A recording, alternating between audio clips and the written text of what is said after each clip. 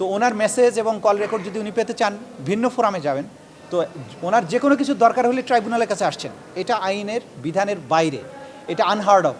উনি একজনের কাছে একটা জিনিস পান বা একটা জিনিস চেয়েছেন, উনি দেয় নেই, ট্রাইব্যুনালের কাছে আসবেন। ওইটা পাওয়ার জন্য যেখানে যাওয়ার কথা আইনসম্মত উপায়, যে অথরিটির কাছে যাবার কথা সেখানে তিনি যাবেন।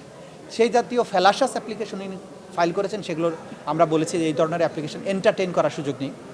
আরেকটা অ্যাপ্লিকেশন করেছেন যে ইন্টারোগেশনের সময় তারা আইনজীবী তারা উপস্থিত থাকবেন ওই রুমে।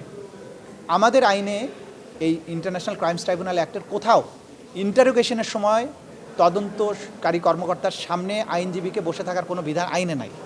কিন্তু এই আদালত ন্যায় বিশেষ করে স্বচ্ছতার স্বার্থে একজন আইনজীবীকে আসামিকে যখন জিজ্ঞাসাবাদ করা হয় তার পাশে মিনস পার্শ্ববর্তী কোনো রুমে উপস্থিত থাকার জন্য পারমিশন দিয়ে থাকেন। এবং 2010 সালে যখন ট্রাইব্যুনাল প্রতিষ্ঠিত হয় সেই সময় থেকে এই নিয়মটা মানা হচ্ছে যে যখনই কোনো আসামিকে জিজ্ঞাসাবাদ করা হয় তদন্ত সংস্থায়, তার একজন আইনজীবী যদি ইচ্ছা করেন তাহলে তিনি উপস্থিত থাকবেন পাশের রুমে, এবং ইন্টারভালের সময় বা যখন দরকার হবে তখন উনি গিয়ে তার সাথে দেখা করতে পারবেন, তার কোনো সমস্যা আছে কিনা জিজ্ঞাসা করতে পারবেন। পাশাপাশি একজন ডাক্তারকেও রাখা হয়, যাতে কোনো সময় যদি সেই আসামি অসুস্থতা বোধ করেন তাহলে যাতে তাকে চিকিৎসা দেওয়া যায়। এগুলো ফেয়ারনেসের স্বার্থে আদালত করে থাকেন, এগুলো আমাদের আইনে কিন্তু নাই, তারপরেও এটা প্রোভাইড করা হয়। কিন্তু উনি বলতে চাচ্ছেন যে জিজ্ঞাসাবাদের সময় আসামির পাশে উনি বসে থাকবেন, এইটা বাস্তবসম্মত নয়।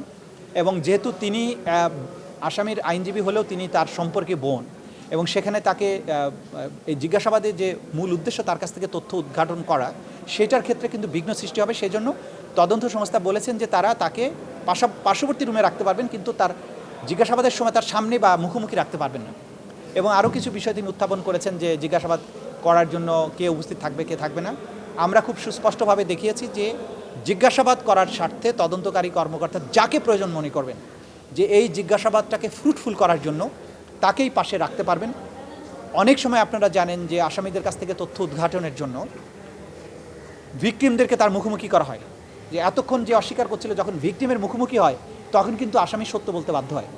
এইরকম প্রক্রিয়া তদন্ত সংস্থা ফলো করছেন, কিন্তু সেই প্রক্রিয়ার মধ্যে তিনি না গিয়ে সিন ক্রিয়েট করার চেষ্টা করেন, সবসময় তদন্তের কাজগুলোকে বিঘ্নিত করার চেষ্টা করেন, কোর্টের মধ্যে এসে আননেসেসারি অ্যাপ্লিকেশন দিয়ে কোর্টের সময় নষ্ট করার চেষ্টা করেন। এই বিষয়গুলো আমরা আদালতে তুলে ধরেছি, যেগুলো আইনসম্মত নয়, এগুলো বিচার প্রক্রিয়াকে বাধাগ্রস্ত করার শামিল।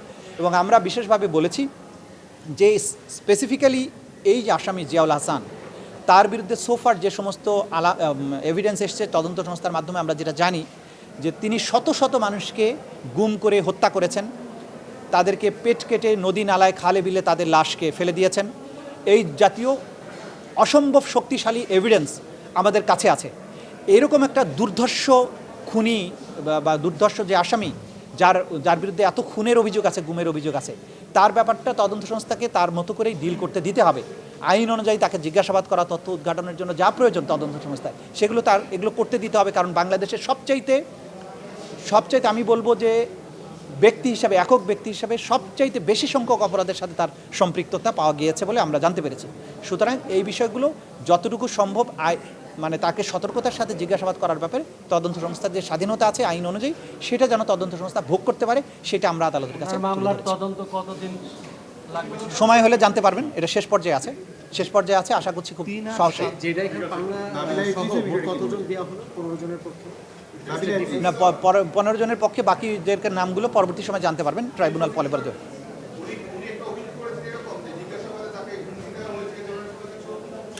এগুলো হাইপ তৈরি করার জন্য। এটা আমাদের কাছে যখন জিজ্ঞাসাবাদ আমরা করি আমাদের তদন্ত সংস্থায়, সেখানে সমস্ত জিজ্ঞাসাবাদটা ভিডিওগ্রাফ থাকে। উনি একটা মিথ্যা শুধু নয়, জলজান্ত মিথ্যা কথা বলেছেন, এবং শুধু তাই না, তিনি সেখানে গিয়ে সিন ক্রিয়েট করার চেষ্টা করেছেন।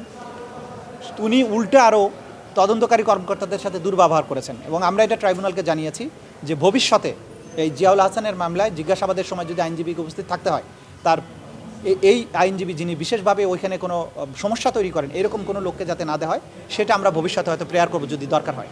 কারণ আমাদের এই প্রক্রিয়ার মধ্যে কেউ যদি ডিস্টারবেন্স ক্রিয়েট করে, সমস্যা তৈরি করে, নিশ্চয়ই তদন্তকারী কর্মকর্তারা সেই বিষয়টা অ্যালাউ করবেন না। আমাদের স্মুথলি তদন্ত করতে হবে। Thank you.